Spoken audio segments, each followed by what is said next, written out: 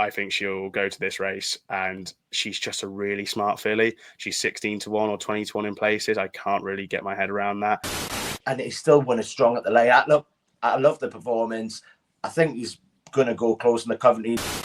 I don't think she's a 14-1 sort of filly, and I thought in a race that looked pretty open, she was the one that was overpriced.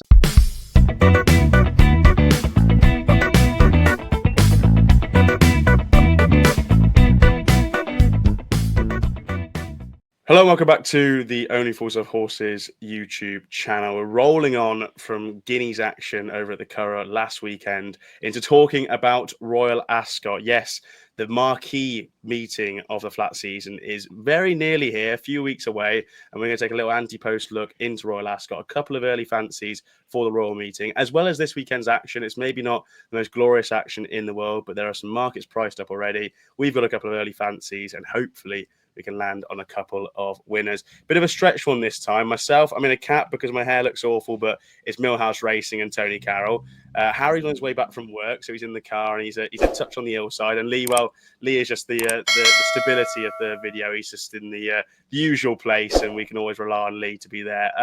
Like Harry, I'm going to go to you first of all.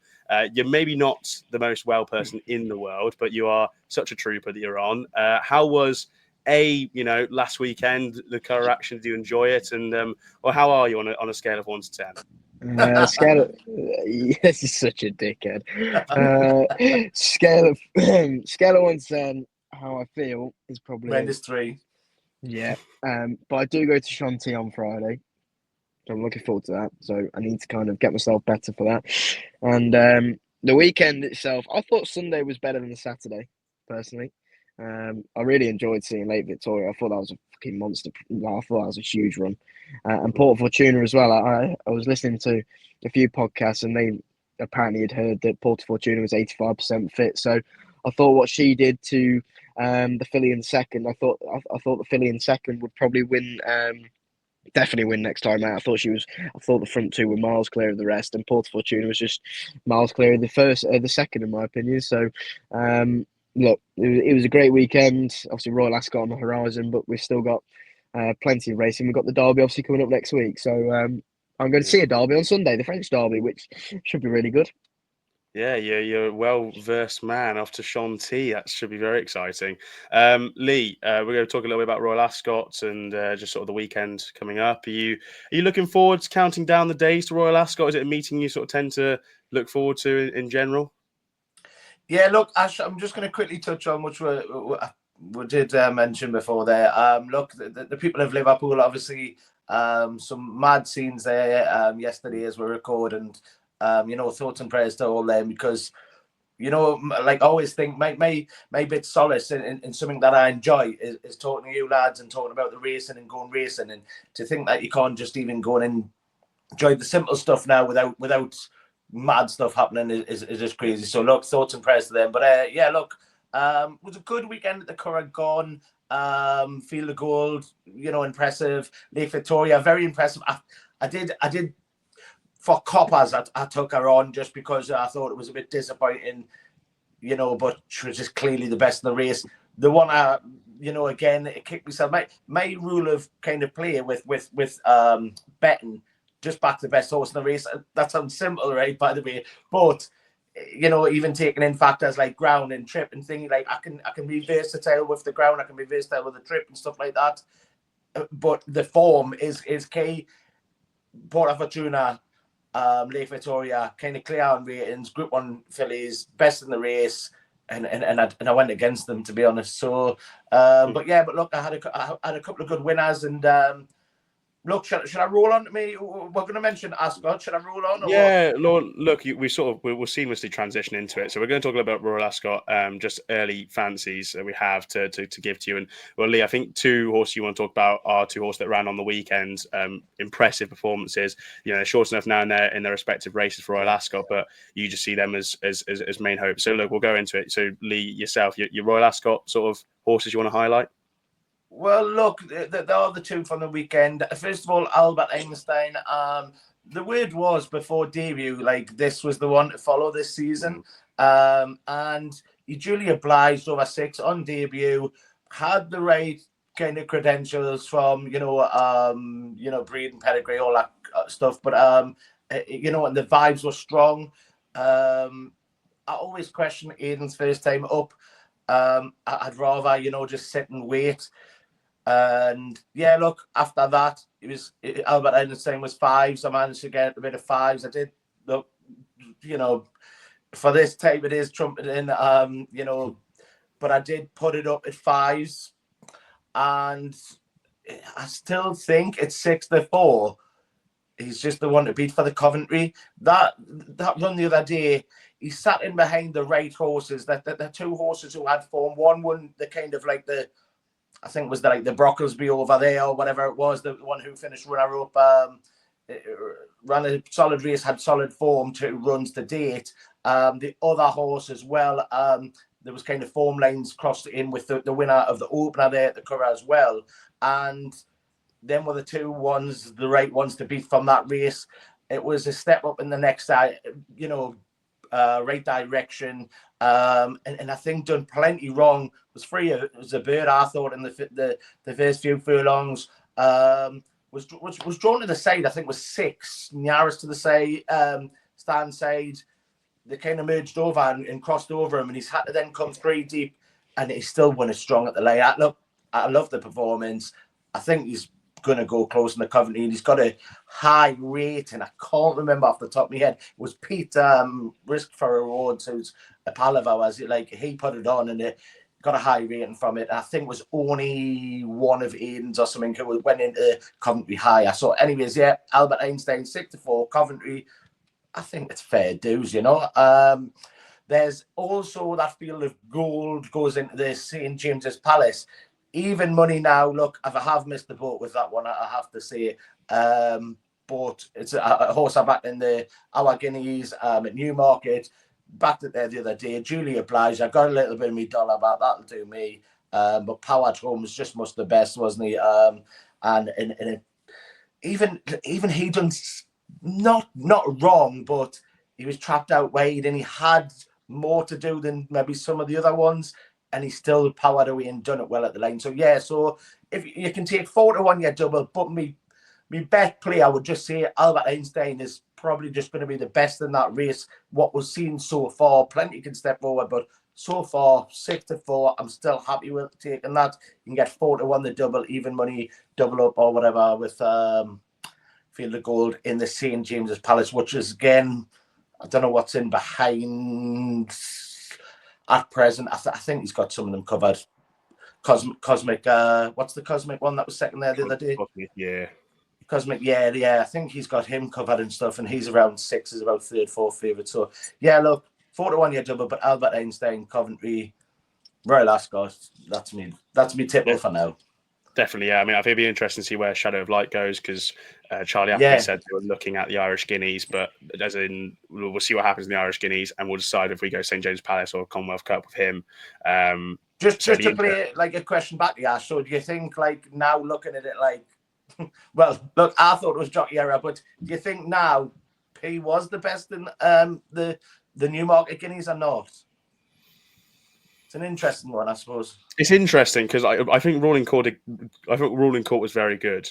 So I wouldn't be in a rush to take on Ruling Court going forward. I do think he's a really, really smart horse. And Field of Gold's always been a little bit of a horse that I just haven't really got right. He was good in the Irish Guineas. It was a fairly straightforward thing. Just position him out wide, let him roll on into it, and the race was sort of sewn up from there. So he is obviously a very nice horse. I don't know how I'd play it if those two met again. And I do, look, Kieran Schumacher got the ride wrong in Newmarket, 100%, and that is what's cost him. But there was something that was just about the way that Ruling Court went for his race compared to how Field of Gold did, which was maybe sort of on my mind in regards to the future. Different different play, I suppose. But yeah. At least he did. Look, people give people pelters all the time, then the rare to realise when the good ride. But look, Colin Keane give him a good ride, kept him out wet. But then White Birch, I thought, do you know what I mean? That done me bollocks on him. So, look, I thought he was the best in the race anyway. But that's money gone, as they say. Yeah, it's just it'd be interesting to see how that plays out, and like it will be, I think, interesting to see where Shadow of Light goes, because he does relate to something that I'm going to talk about now. I'm going to put forward a couple, just as my early fancies. I've mentioned it already, but in the Queen Anne, I like the idea of Rosalian and Notable Speech having runs on their side to reverse the form with Dancing Gemini and Lead Artist. I prefer Notable Speech.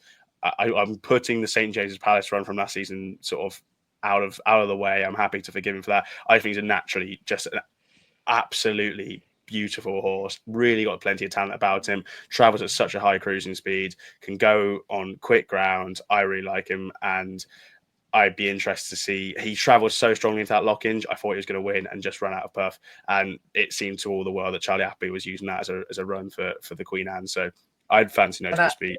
Can I back you up a little bit? Just, with him, like I was taking as well, not as maybe so much as you with the horse, but I think with that Ascot run last season he had like didn't he have 3 runs before the Guineas, and he was the one ready on the day, and then that was like maybe it was just when horses have a bit too much, and I just think he was ready for the Guineas and then not for there. Whereas you're saying exactly right, like that's his prep going into this. So solid case, I think. I think he's a fine price at 6-1.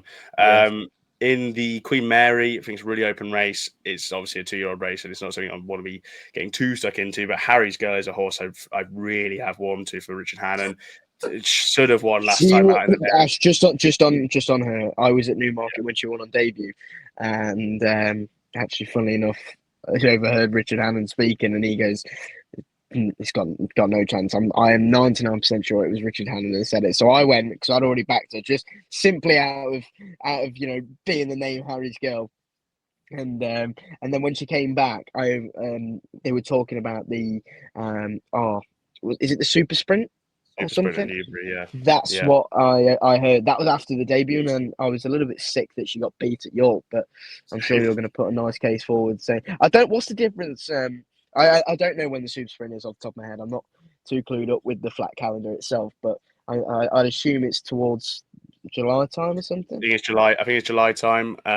That's going to be that's being quoted as her quote unquote derby by Richard Hannon. That's the thing that Hannon Senior used to win all the time. Hannon Junior's had loads of winners of it already. She will be going to that race, but she should have won the Marygate Stakes. She was absolutely robbed.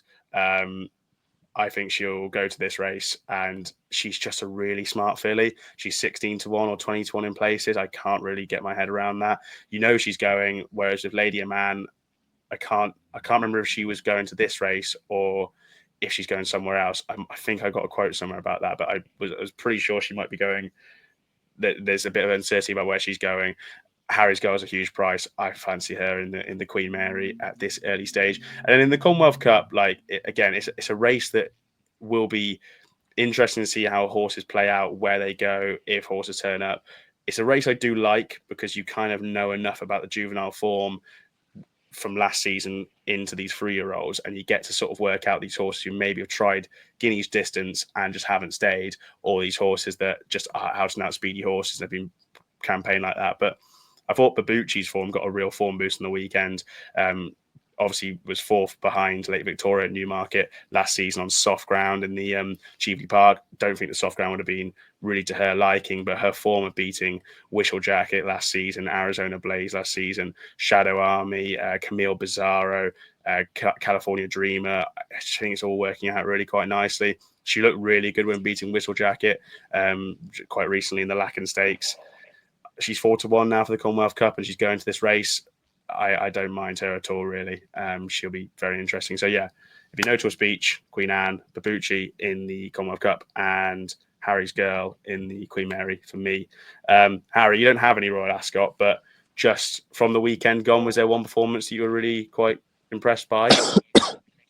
No, well, from this weekend gone, I'd have said that Lake Victoria blew me away, really, the way that she picked up. I thought that was really taken. Do you want me to just go on from my I've got one for for Saturday. I don't know whether you're already going on. Yeah, look, let's go for it. I mean, last week we kept it a short and snappy video. We're going to do the very same and similar style. In the fact we've done the first half of the video with sort of something last week we did review, and this week we're sort of doing Royal Ascot, and this week just our weekend fancies. It's not a vintage weekend. It's the John of Gaunt Stakes, I think, is the Group 3, and there's listed races and bits and pieces about. There are markets priced up. We have fancies for the weekend, but we're not going to sort of preview races as such. So we're just going to put forward our fancies at this early stage. So Harry, we'll open the floor to you. Is there anything you fancy?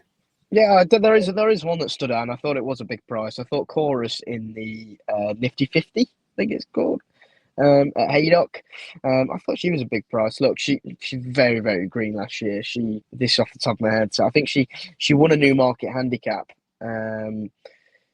Don't get me wrong, it was nothing really to talk about, but she did pick up in a way that you thought, whoa, she's well above a mark. Now she's given a mark of 93. I think she's off, and I think she could definitely be up to winning a big handicap off that. The race that she did win, it was a fillies handicap at Newmarket. It was worth a fair few quid. I'm not sure what the prize money is at Haydock for a group. Is it a Group 3? I can't imagine it's going to be too much money, but I do think that the top of the market, the Cheveley Park filly I'd want to take on. Yet she blew out at Yarmouth, but then she did win at York. But I don't think Doncaster. I don't think she's that good, and I just think that Chorus could be the one that is overpriced for a yard that love. They've won the race. I think God knows how many times, but it's a fair few. They obviously didn't win it last year because Qatar Racing won it. Was it Queen of the Skies that won it? So yeah, I do think that Chorus is a big price around 14s or the 12s. Maybe wait for, as in what Lisa usually says, wait for the extra places and take advantage of them because they are worth taking advantage of. But I don't think she's a 14-1 sort of filly. And I thought in a race that looked pretty open, she was the one that was overpriced. So yeah, there's my 50 pence, and now I can go back and listen to you boys while I'm currently dying. So Chorus 14-1 in the Group 3 Leicester Piggott Filly Stakes at 258 at Haydock on Saturday for Harry. Lee, yourself, floor open. Anything you fancy? Just to see it, do you know that Harry's girl didn't work well at the weekend? Such a prick. Such a prick. But I'm not on about the horse.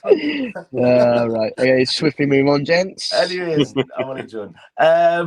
Yeah, look, I've got two actually. I've just one sprung to mind. I forgot to say, but first of all, the John O'Gaunt Group 3 at Haydock there. I think 333, something like that. Kilcooley, Oisin Murphy's currently jocked up for it. Means kind of nothing to switch about. If it gets declared, look, I think 10s is probably overpriced. Got the form to turn around with Alan Arby, but I thought stayed on. I just thought needed the run the last day. Was second in the Group 3 Jersey over 7 furlongs. Watch this is 7 furlongs Group 3. Audience is the favourite, currently around like 5-2 area. Returning from Maidan though, I'm not really the biggest fan of that. I just think they need like plenty enough time. I think it's been about 56 days or so. Top rate in the race, which is fair dues, but maybe just need the run to adjust. And disappointed the last twice. They were in much stronger company. The way for fortune, like fair dues, will let them off. But at the same time, audience needs to bounce back and is returning to the country. So 5-2 is a little bit skinny for me. What else? Sorry, Ash, what's the second favourite in there? Have you got it on? I'll let you... the John of Gaunt Stakes? Yes. Alienardi. No, something else. Kinross. Kinross, that's right. Sorry, Kinross is again returns, but goes well fresh. That's a fair angle in, but is getting on in age and kind of as well as a haughty horse, I would have said. Catch him right, but like it does go well fresh. He's a Group 1 winner. It's a Group 3. But look, so audience, Kinross, they're entitled to win it. I'm just going to take the chance that this one, Kilcooley or whatever, is more ready to go for this race. Beaten ahead by Hartham, who was good form last season in that jersey, over 7 furlongs. Needed the run on reappearance. I think 10s, 3 places. each way kind of thief, let's say. And the other one is Camille Pissarro in the Prix Jockey Club. I think you can get 92 is best. Threes in places, 92. Do shop about, get that value. Extra places if you can. Like Harry says, look, we'll do that on Saturday morning. Please do get them value and shop about because it makes a hell of a difference. But 92, Camille Pissarro, Prix de Jockey Club, last season won and beat Rashabar in a Group 1 there on Arc weekend. And Lagardère, was it? Yeah, so something like that. Where I did go to see it, but I couldn't remember whether it was Lagardère or not. But yeah, in France, and then last time out as well, behind Henri Batiste there, stayed on like a train. I mean, look, I thought he was going to be tailed off. Camille Pissarro. I honestly thought, like, I was watching the race and I thought this horse is going nowhere, and it flew home and it got third, and it just looked unlucky. He steps up and trip like. Yeah, to the 10. I think Prix de Jockey Club is a suit down to the ground. And yeah, Camille Pissarro, 92, I think, is a solid price. But in as well, Kilcooley, 3 places, 10-1 in the John O'Gaunt at Haydock, 92 for the weekend. Very good stuff. For myself, I'm looking at this John of Gaunt Stakes. And for me personally, I have it between Audience and Alianabi. Just with race fitness for Alianabi. And I thought he's very good based on his 3-year-old form with Notable Speech from Rosalian and all that piece of form that work out nicely. And Audience, he goes well fresh. 56 days is fresh enough now for my liking. He won the lock-in of 218-day break. He won Group 3 at Newmarket in 2023, the Criterion Stakes off a 263-day break. He loves 7 films. He loves quick ground. If it's quick ground on the weekend, I'll be backing him. There's good soft ground at Haydock. They've had rain. They've got rain, I think, scheduled. If it's good soft ground, I might just leave him and let him run. Because I think it's an absolute million that it'll be good ground at the weekend. I was just going to say, though, like, it's what put me off was the lack of that extra layoff. I thought when the return for Maidan, I just like to see them a little bit longer. I know 56 days is enough, but it's just my personal preference. I don't know. Like that's fair enough. I agree. Yeah, I do agree with you. But I think he's a really talented horse. So yeah, I'll see on the day. Ground will be the one for me, and just to see how he goes because he has an action of a horse who likes quick ground. They campaigned him overseas recently as well, which suggests they were looking for that quick ground as well. So I'll see how that goes in time. Just elsewhere, I'm interested to see how Jassur runs in the Achilles Stakes, a listed race. I think he's a really talented horse. Just things haven't gone massively his way since he won the Commonwealth Cup trial last season. But again, he won the Commonwealth Cup trial off a 214-day break last year. He then went on to the Commonwealth Cup itself and finished 3rd, behind Inisherin, behind Lake Forest, ahead of Kind of Blue. That form is really, really good. And that was off a 51-day break. So he does like going well fresh. He even beat Lake Forest at Newmarket last season on quick enough ground. So again, bit of maybe a ground watch on him, but that Commonwealth Cup trial's on good soft ground. I think he'll be fine. First time wind up. Clive Cox's form isn't bad at all. He has been getting some horse into the winners enclosure, but a lot of them have been running fine races without winning. You know, Ghost Rider ran an okay race. Shameful finished 2nd in a Curragh handicap. So I can see the case behind him. First time wind up. He's 4-1. I think he's a good horse, and if he's on a going day, which I hope he should be on the first time out, he should be going close. But yeah, that'll be for me. Jassur and eyes on Audience, but if not Alianabi, just on the ground. But that'll be something that we'll talk about on Saturday. Yeah, I was going to say you'll pull the trigger on Saturday, won't you? One of them. Yes, definitely. So reminder, Harry, what's the one that you're on this weekend? Chorus and Antibiotics. Lovely stuff. Lee, what's the ones you're on? Harry's Girl, not the horse. And no, I'm on Camille Pissarro, Prix de Jockey Club is the one I mentioned, but the one John O'Gaunt, I'll take a chance on Kilcooley with 4 sheen up 10s each way. You can get 3 places currently. Very good. And for me, Jassur in the Achilles Stakes, and then watching brief on John O'Gaunt, but I will have an opinion, I'm sure.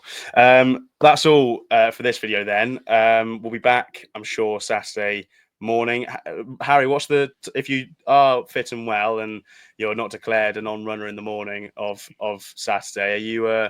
What's your timescale like for things? We're so Saturday morning we go to Nicholas Cumont. Obviously, the family have had a pretty rough time of things in the last week or so, with obviously the sad loss. But we are still going to Nicholas Clement's.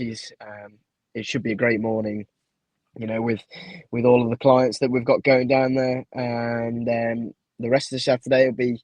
I'm not too sure. I'll have to let you know how the timings of things actually weigh up with it. So I'm not too sure. I should really know, but I don't.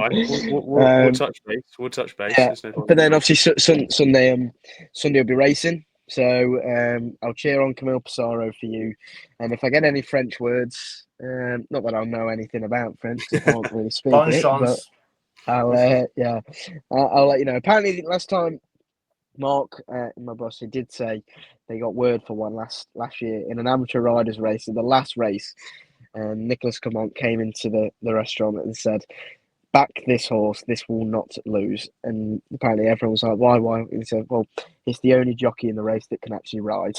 And apparently it duly obliged and won by 10. So if I hear anything like that about, less than adequate jockeys, and there is one that's going to go well, I'm sure I will let you all know. But apologies for today. I don't usually sound like this, as most of you all know. Nursing a little illness, we'll see. No, you've batted well. You're a trooper. We'll sort something out on Saturday in regards to Saturday Live. I'm sure if Harry is sorting out stuff with clients, me and Lee will be on the Saturday Live talking. If I'm alive, we don't know that yet. That is true. That is true. We don't know what's going on. So yeah, best of luck with your illness recovery anyway, Harry. But if not, we'll see you on Saturday. If you're having a play, please do it responsibly. Go follow us or follow all of us on Twitter and the relevant social media profiles. But if not, we'll see you very, very soon.